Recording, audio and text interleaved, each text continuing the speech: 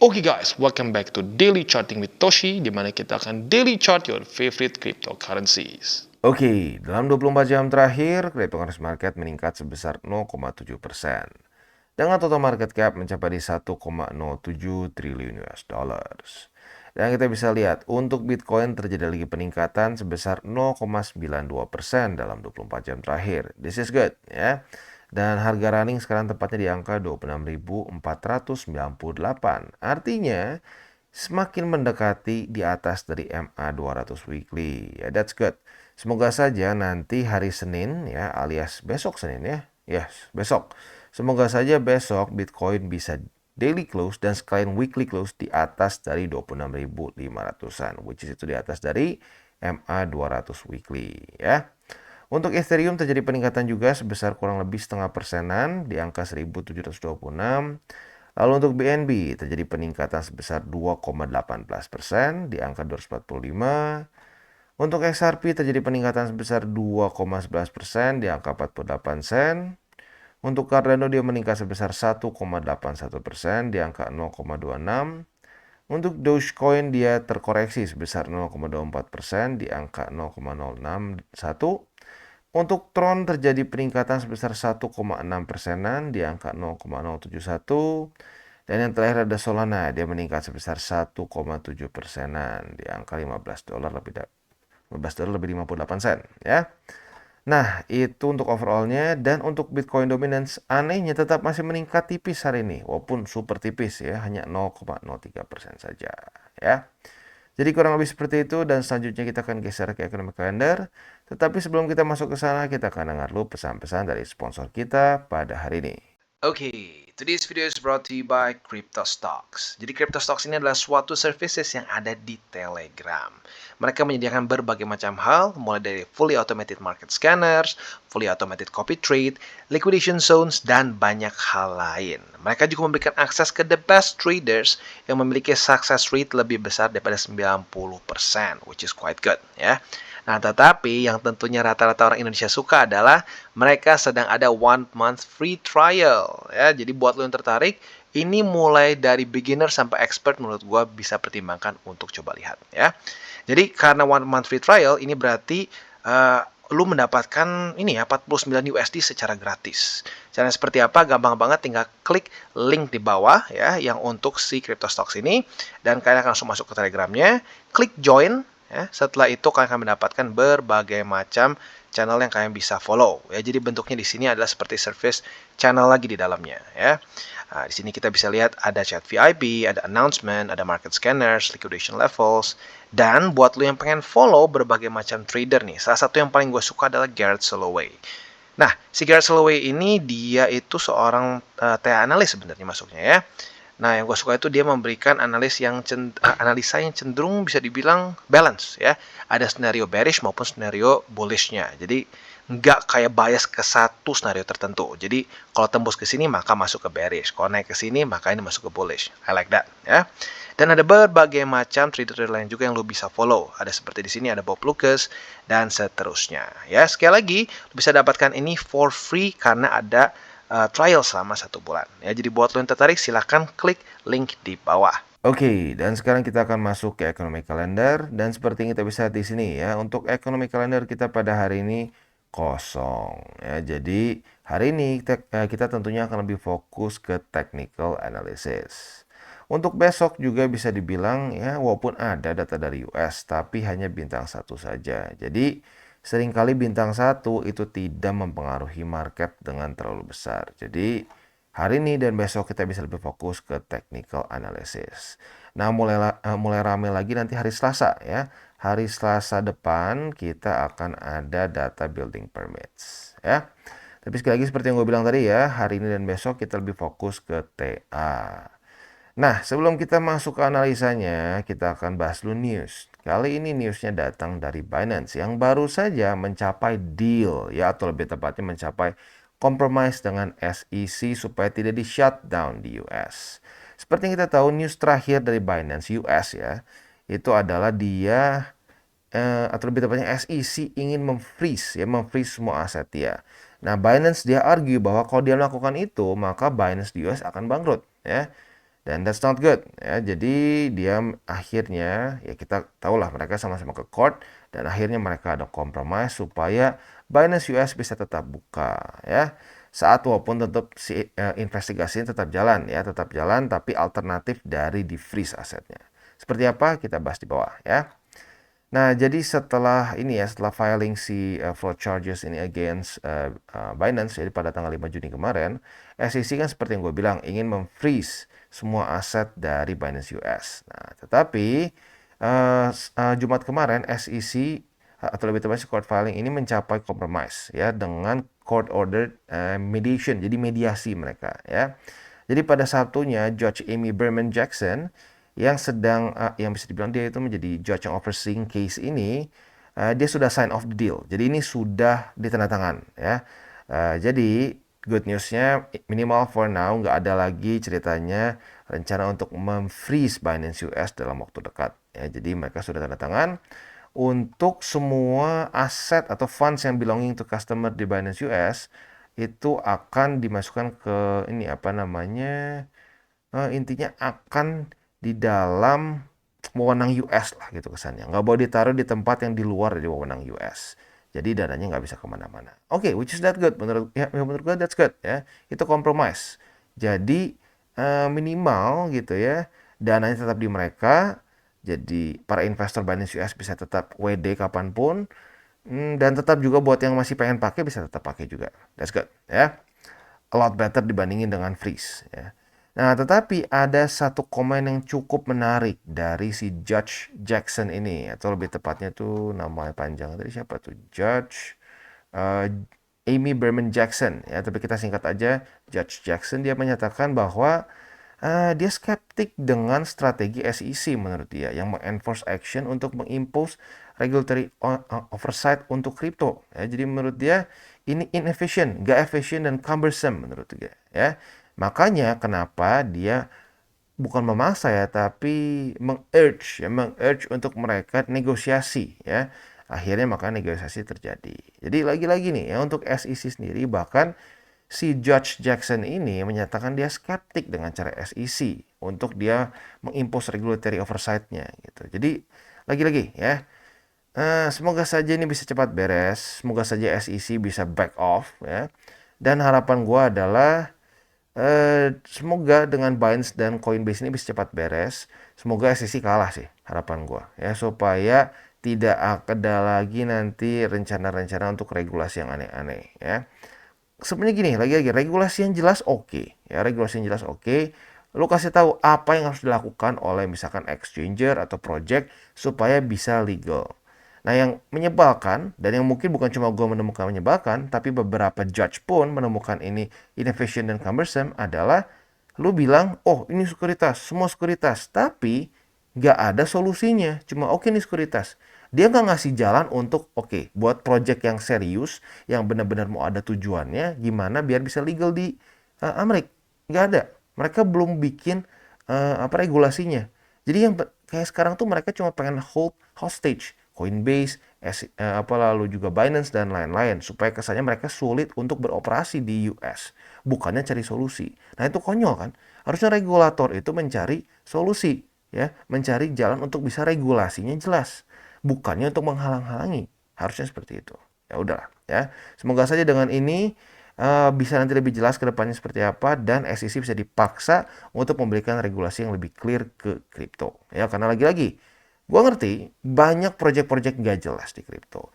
Tetapi di waktu bersama juga cukup banyak project-project yang bisa mengubah cara pembayaran, cara voting, dan lain-lain dengan kripto. Nah, project-project tersebut pasti mau mengikuti regulasi Amerika. Nah, maka dari itu butuh SEC yang jelas mau ngapain. Ya. Jadi kurang lebih seperti itu. Sekarang kita akan masuk ke analisanya. Untuk analisanya ini kita ngomongin soal money flow. Ya.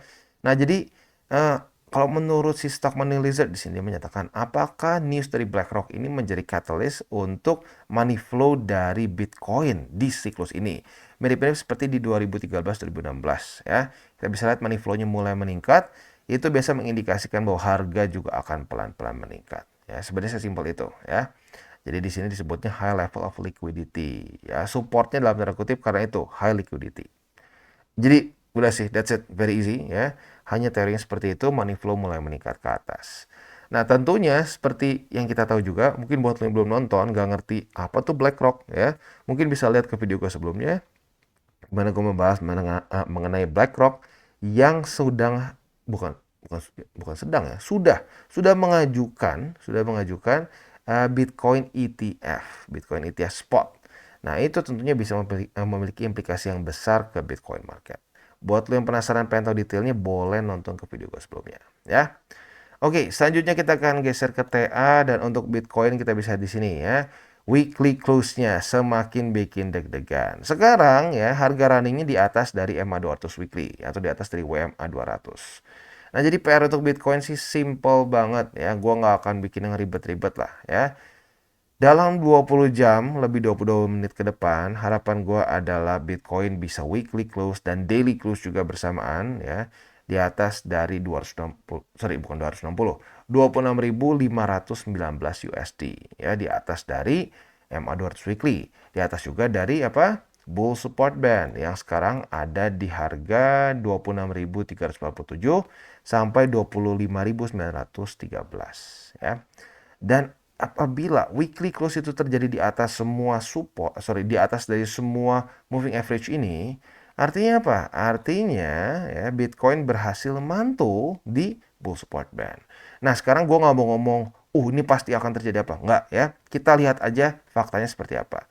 Terakhir kali dia mantul di bull support band, apa yang terjadi? Boom, ya Bitcoin naik 26%. Bang, itu terlalu ekstrim. Ada contoh lain nggak? Ada ya. Kita ambil contoh lagi di sini. Retest, apa yang terjadi? Rally sebesar 11% ya. Lalu kita lihat lagi di sini apa ya? Dia gagal, jebol ke bawah. Dia berhasil mantul di sini nih ya pada tanggal 7 September 2020. Apa yang terjadi? Rally 5% dan lanjut bull market di sini ya. Jadi, sekali lagi ini sangat penting. Apabila Bitcoin bisa weekly close di atas dari bull support band dan mantul di sini, minimal dari yang gue lihat itu lebih dari 95% probability-nya Bitcoin akan rally ke atas dari data sebelumnya ya. Lagi-lagi kita ngomongin soal data, kita ngomongin soal statistik sebelumnya. Apabila ini terjadi, yang sering kali terjadi apa? Rally ya. Jadi please ya, semoga saja dalam 20 jam ke depan Bitcoin bisa weekly close di atas dari 26.519 ya. Oke, jadi kurang lebih seperti itu PR untuk Bitcoin. Untuk indeks dolarnya kita tinggal turun sedikit ya. Ini masih hari Minggu ya, berarti masih tutup, tapi nggak apa, kita bahas lagi. Yang kita ingin adalah indeks dolar yang reject oleh MA50. Dia rally dulu nggak apa-apa, make sense dia rally. Karena kenapa? Dia sudah daily close di bawah dari bull support band. Itu artinya dia sudah oversold kalau di bawah ya. Nah, berarti dia rally normal. Nah, tapi harapan gua adalah dia gagal untuk reclaim MA50. Jadi reject nih, 1, 2. Nah, di sini konsolidasi, pelan-pelan hilang momentum dan jebol ke bawah. Itu harapan gua ya. Jadi simpelnya masih sama seperti kemarin, PR-nya adalah daily close di bawah dari 102,05. Nggak harus langsung reject dulu oleh 50, nggak apa-apa ya. Tapi yang penting end game-nya adalah di bawah dari 102,58. Kalau bisa ya mulai daily close lagi nanti di bawah dari 100 ya. Jadi kurang lebih seperti itu untuk hari ini ya secara makronya. Selanjutnya kita akan geser ke buy limit. Tetapi sebelum kita masuk ke buy limit, seperti biasa gue akan disclaimer dulu bahwa semua konten dari Toshi Crypto Indonesia ini bukanlah financial advice. Sekali lagi gue ulangi, bukan financial advice. Ini semua bentuknya adalah edukasi ya. Lalu bagaimana cara untuk mendukung TCI? Ada banyak caranya.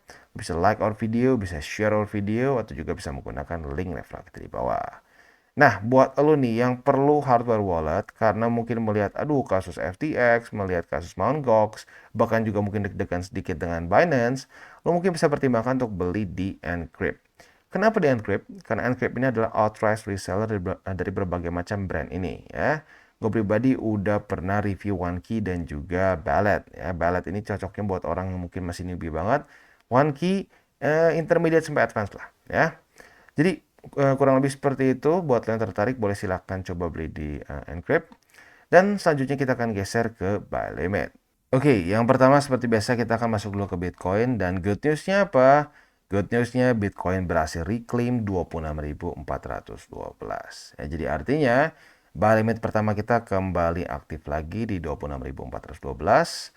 Lalu buy limit kedua kita di 25.733. Dan buy limit ketiga kita, ini kedua, ini yang ketiga. Yang ketiga kita di 25.135. Itu untuk posisi spot di Bitcoin. Nah, untuk posisi futuresnya, kita bisa di sini ya, mulai terjadi retest pertama di 26.412 sebagai support. Jadi apabila ya daily close pada hari ini, nanti jam 7 pagi, amin di atas dari 26.400-an, artinya kita bisa pertimbangkan untuk besoknya buka posisi, atau lebih tepatnya limit posisi long, karena akan terjadi retest kedua. Nah, untuk target TP-nya di mana? Target TP-nya adalah di angka 27.000. Untuk posisi shortnya tinggal kita balik logikanya, retest 1, retest 2 di 27.000 sebagai resisten. Kita bisa buka posisi short dengan target TP kita di EMA20 atau di 26.412. Oke, dan sekarang kita masuk ke Ethereum, dan untuk Ethereum kita bisa lihat di sini ya. Masih sama seperti kemarin, sudah terjadi reclaim pada tanggal 16 kemarin. Artinya buy limit masih sama, buy limit pertama di 1.705. Buy limit kedua di 1660 dan buy limit ketiga kita di MA200 daily ya. Itu untuk posisi spotnya. Nah, untuk posisi futuresnya apabila terjadi retest 1, retest 2 di 1705 sebagai support, kita bisa pertimbangkan untuk buka posisi long dengan target TP kita di 1780. Nah, sementara untuk posisi shortnya tinggal kita balik logikanya. Retest 1, retest 2 di 1780 sebagai resisten. Kita bisa buka posisi short dengan target TP kita di angka 1705. Ya. Jadi kurang lebih seperti itu setup untuk di Ethereum. Oke, dan selanjutnya kita geser ke XRP. Dan untuk XRP kita bisa lihat ya. Ternyata kemarin berhasil reclaim lagi MA50 ya. Nah, jadi reclaim MA50 ini kita bisa lihat sudah mulai retest bahkan ke MA50 lagi sebagai support. Jadi buy limit yang tersisa untuk XRP adalah buy limit kedua yaitu di MA50 dan buy limit ketiga kita di sebenarnya kemarin tuh di ini ya, di MA200. Jadi yang ketiga tetap masih di bawah sini yaitu di 42 sen. Itu untuk posisi spotnya. Nah, untuk posisi futuresnya sudah terjadi retest pertama di MA50 apabila jam 7 pagi nanti ya, dia daily close masih di atas MA50, kita bisa pertimbangkan untuk limit posisi long di besoknya ya. Nah, target TP-nya di mana? Target TP-nya adalah di angka 50 sen. Itu untuk posisi long. Untuk posisi shortnya tinggal kita balik logikanya. Retest 1, retest 2 di 50 sen sebagai resisten. Kita bisa buka posisi short dengan target TP kita di MA50. Oke, dan sekarang kita masuk ke BNB. Dan untuk BNB kita bisa lihat dia sama-sama berhasil reclaim. Dia berhasil reclaim 240,2 sebagai ya at least for now udah ya berhasil reclaim, tapi belum sebagai support karena belum di retest pada hari ini ya. Jadi untuk posisi spotnya ada perubahan ya. Buy limit pertama kembali aktif di 240, ya benar-benar di 240 kembali aktif. Buy limit kedua di 230,8 dan buy limit ketiga kita di angka 216,1. Itu untuk posisi spot di BNB ya. Nah, untuk posisi futuresnya apabila terjadi retest 1, retest 2 di 240,2 sebagai support, kita bisa buka posisi long dengan target TP kita di angka 251,4 ya. Itu untuk posisi longnya. Untuk posisi shortnya tinggal kita balik logikanya. Retest 1, retest 2 di 251,4 sebagai resisten. Kita bisa buka posisi short dengan target TP kita di 240,2. Oke, dan selanjutnya kita masuk ke FTM. Dan untuk FTM lagi-lagi sama seperti yang lain berhasil reclaim. Tetapi reclaim dia berhasilnya tipis. Tapi still berhasil reclaim 27 sen. Nah, jadi untuk sekarang berarti buy limitnya ada sedikit perubahan nih ya. Buy limit pertama jadi 27 sen, buy limit kedua jadi di 25 sen, dan buy limit ketiga kita di 24 sen. Ya, itu untuk posisi spot di Phantom. Untuk posisi futuresnya, congratulations buat kalian yang sudah buka posisi long, sudah kena target TP. Ya, retest 1, retest 2, target TP di 27 sen, berarti kalian sudah mengantongi profit sebesar berapa nih? Wow, 7% ya, not bad at all. itu untuk target TP posisi longnya udah kena ya.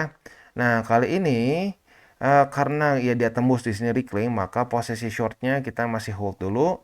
Malah sekarang ada kesempatan buat long lagi apabila daily close nanti jam 7 pagi itu di atas dari 27 sen ya. Apabila besok jam 7 pagi di atas dari 27 sen, limit posisi long di sini. Nah, kebuka, kita bisa pertimbangkan untuk target TP-nya di MA20 buat yang konservatif dan yang lebih agresif di 29 sen. Jadi kurang lebih seperti itu untuk DCWT kita pada hari ini. Sekali lagi gue ingatkan ya, jangan pakai uang panas, jangan over leverage, dan berpikirlah jangka panjang. Untuk 2 hari ke depan ya, kita bisa dibilang lebih fokus ke TA karena memang belum ada data terlalu penting dari US. Nanti rame lagi hari Selasa. Oke guys, jadi itu adalah akhir dari segmen DCWT kita pada hari ini. Dan jangan lupa bagi kalian yang merasakan manfaat dari segmen ini, jangan lupa untuk share ke teman-teman kalian. Dan apabila lu pengen mensupport channel kita, ya TCI, jangan lupa untuk menggunakan link referral kita di bawah. Nggak wajib, ya, tetapi apabila lu menggunakan link referral kita di bawah, ada macam-macam, ya, dari Bybit, Huobi, Maxi, toko kripto, dan banyak lagi, ya. Ya, walaupun nggak wajib, tapi kalau menggunakan link referral kita, lu secara langsung membantu perkembangan dari TCI. Dan satu lagi, jangan lupa juga untuk join Telegram group kita, di mana kita bisa ngobrol-ngobrol santai mengenai dunia cryptocurrency secara 2 arah. So, jangan lupa untuk like, subscribe, klik the bell icon, and see you on the next video.